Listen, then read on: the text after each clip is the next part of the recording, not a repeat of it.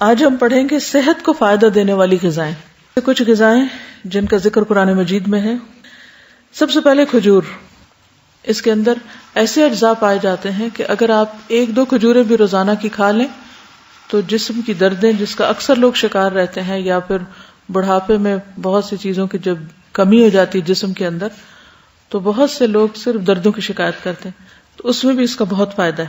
نبی صلی اللہ علیہ وسلم نے فرمایا جس گھر میں کھجور نہیں وہ اس گھر کی مانند ہے جس میں کوئی کھانا نہیں. کھجور نہیں تو سمجھے کچھ نہیں دوسرے لفظوں میں. اور آپ کو معلوم پاکستان میں اعلیٰ قسم کی کھجوریں پیدا ہوتی ہیں.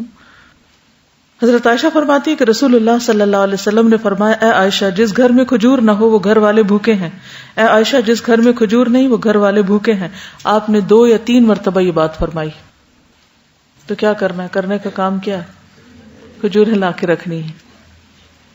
جب کچھ اور نہ کھانے کو ملے تو صرف کھجور ہر چیز کی کمی پوری کر دیتی ہے. کھجور کے ساتھ ککڑی کا استعمال.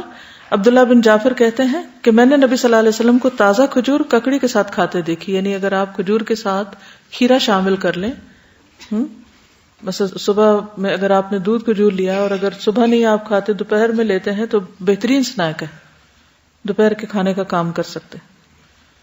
حضرت عائشہ کہتی کہ میری والدہ مجھے موٹا کرنے کی تدبیر کرتی تھی تاکہ میری رخصتی کر کے رسول اللہ صلی اللہ علیہ وسلم کی خدمت میں روانہ کریں، لیکن یہ مقصد کسی تدبیر سے حاصل نہ ہوا.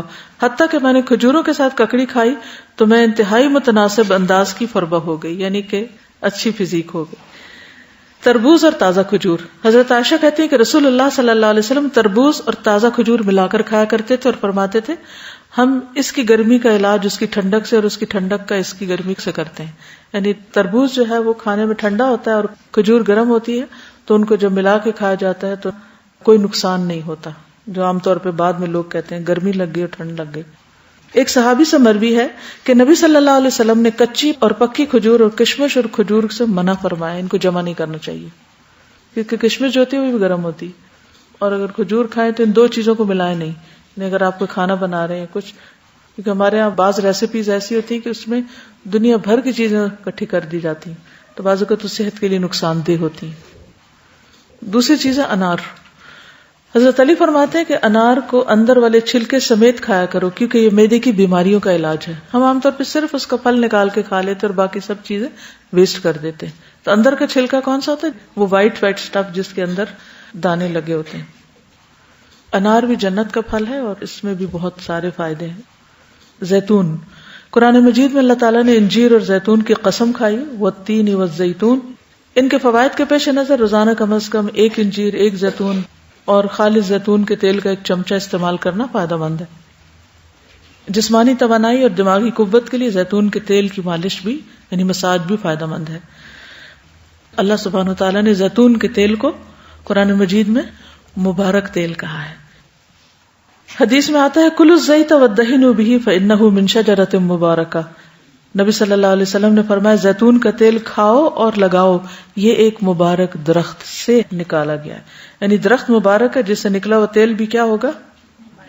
فانہا من شجرۃ مبارکۃ.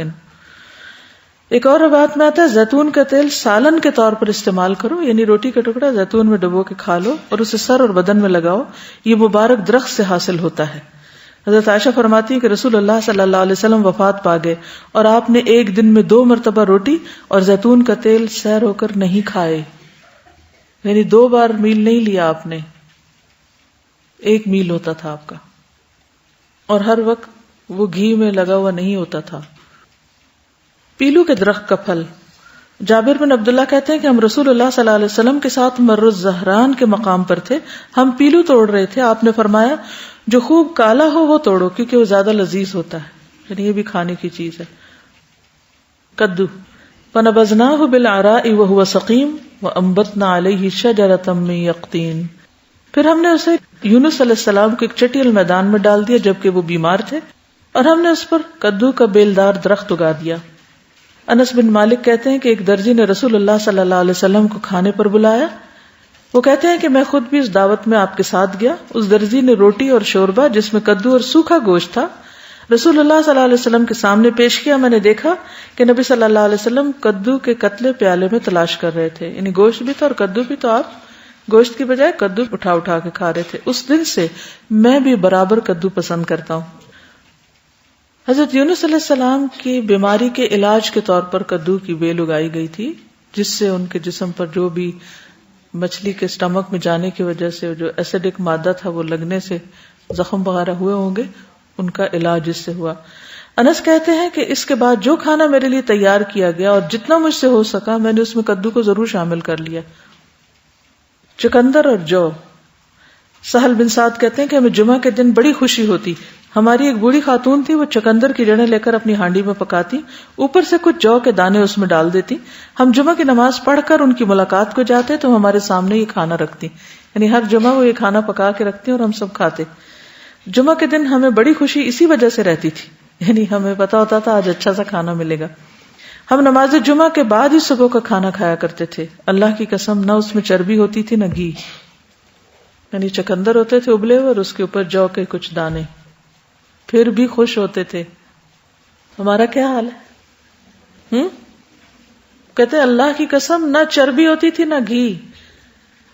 اگر ہمیں کبھی بیماری میں بھی کبھی علاج کے طور پر بھی ایسی سبزی کھانے کو ملے تو ہم اپنے آنسو سے اس کو بھگو دیں.